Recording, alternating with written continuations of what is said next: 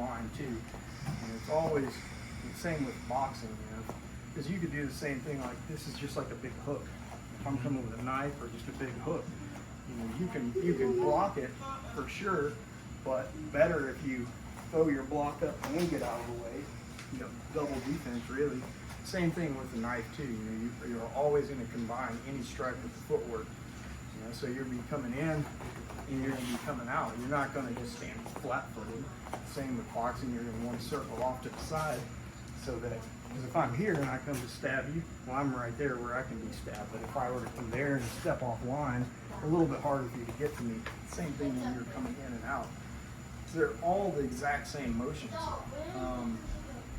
And so then the strikes are basically, you'll have a 1, which would be there, 2 there, then you have, you know, horizontal strikes, you have an overhand strike, which is more like for a stick, you know, as opposed to a knife. And those are slashes. So they cut, they hurt, they make you bleed, but the thrusts are the ones that will kill you. And then you either have, you know, a forehand, you have just a straight, or you have a back. So tell the story about the emergency room, the difference between slashes and stabs. Yeah, I mean, it's like, if you get stabbed, you're going to surgery probably. If you get cut, you know, an intern sewing you up probably, and you're talking on the phone, which is what often happens. They have like 5, 6 cuts, and they're fine. They just have to be cuts. You know, it's not a big deal, but you know, penetrating injury like that, that's where you're going to cause damage, and that's why a lot of those attacks are coming like that. They're coming up into the gut. Where's the best place to stab?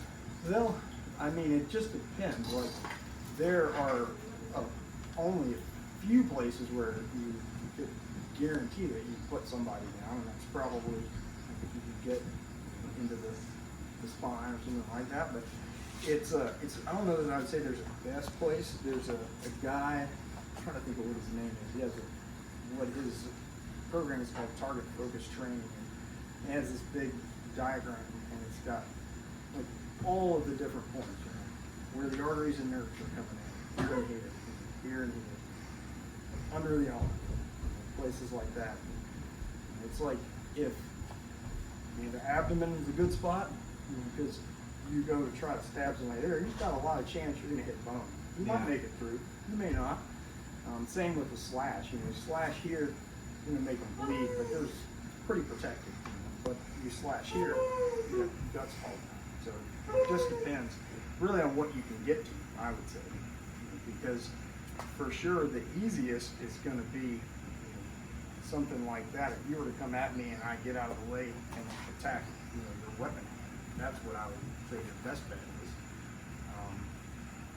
So then the other, so there's basically those 5, and you have the same angles. So you have that 1, the 2, you can have them in the reverse coming up, you know, which again, those are probably more like for stick, you know, or long blade where you'd be coming like an uppercut. And probably one that I think is the most effective is it's essentially like a jab, you know, where you're just going and you're just popping it out. And when they do that, they are literally trying to just touch the tip of the eye, just like to snap it and just cut it, you know, or the face or anything. But it's so quick, and we're just coming in real quick. It's like a range finder for one, you know, and it's not like a big, ugly, long strike. Mm-hmm.